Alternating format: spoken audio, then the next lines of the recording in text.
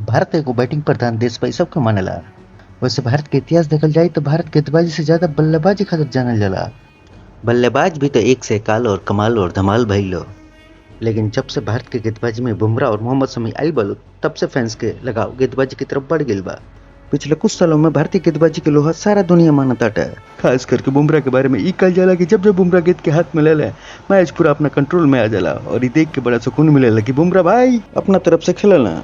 बुमराह भारतीय तेज गेंदबाजी के धार बाणा और ई जान के बहुत सुकून मिलेला। दूसरी ओर मोहम्मद शमी जिनकरा के पिछला बार वर्ल्ड कप में देखले जान जिनकरा गेंद से आग निकलत रहे और विपक्षी टीम के खेमा राख बनावत रहले। उ बुमराह के भी साथ बखूबी देला। पर वर्ल्ड कप 2023 के बाद शमी घायल हो गए और आज तक वापस ना भइला। एक महीना से कम समय बचल बा जब एक बार फिर चालू हो जाए टीम इंडिया का क्रिकेट सीजन जिसमें होके वाला बा कई गो बड़ा बड़ा मुकाबला। लेकिन सीजन के शुरुआत हुई बांग्लादेश के साथ। अच्छा, जेके अपन टीम आसानी से टेस्ट क्रिकेट में हरा दी।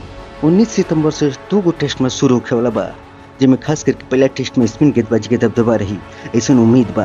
काहे कि पहला मैच चेन्नई में बा जौन स्पिन फ्रेंडली पिच होला और स्पिन गेंदबाजी के बड़ा भावला है। स्पिन डिपार्टमेंट भारत के पास अश्विन, जडेजा, अक्षर, कुलदीप के होकला से भारत टन बा। लेकिन भारत के असली चिंता फास्ट बॉलिंग अटैक बा। ऐसा यही खातिर कि T20 विश्व कप के बाद बुमराह छुट्टी पे पड़ा और समय 2023 वर्ल्ड कप के बाद से चोट से लड़ता है।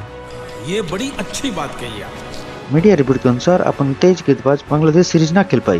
बुमराह का आराम दिया जाता ऐसे कि उनके वर्कलोड मैनेज कर जाए। दूसरी तरफ ओडीआई वर्ल्ड कप के बाद से बाहर चल रहा अनुभवी फास्ट बॉलर शमी के वापसी खातिर अभी भी और इंतजार करे पड़ी काहे कि अभी तक फिट ना भइले। अब सवाल ये बा कि शमी बुमराह के ना होकला से फास्ट बॉलिंग की जिम्मेदारी के ऊपर रही। हम आपके बतावत मानी कि 5 नाम जेके बांग्लादेश के खिलाफ चयन हो सकेला। मोहम्मद सिराज, मुकेश कुमार, आवेश खान, अर्शदीप सिंह और आकाशदीप। आप लोगों को क्या लगता है ये 5 फास्ट बॉलर में से क्या सिलेक्शन हुई कमेंट करके बताएं जान। फिलहाल हम जात बनी ऐसे नहीं मजेदार न्यूज खातिर चैनल को सब्सक्राइब करी, लाइक करी। जय हिंद।